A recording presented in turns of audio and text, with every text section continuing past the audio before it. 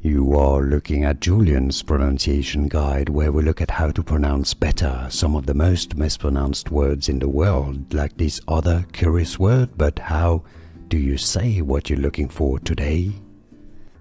Let's learn how to pronounce these names of Arabic origin. Make sure to stay tuned if you want to learn more confusing Arabic names, meaning flower of paradise.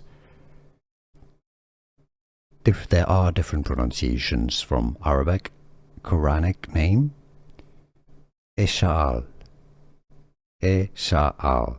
Some may pronounce it simply as Eshaal, or in English it's sometimes pronounced as Eshaal. How do you pronounce it yourself? Let us know in the comments. Are you a boy, a girl?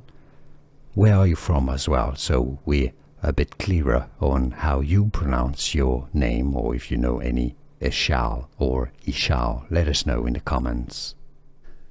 Here are more videos on how to pronounce more confusing words and names too many mispronounced. Like this video if you found it useful. I appreciate your support. I'll see you soon and thanks for watching.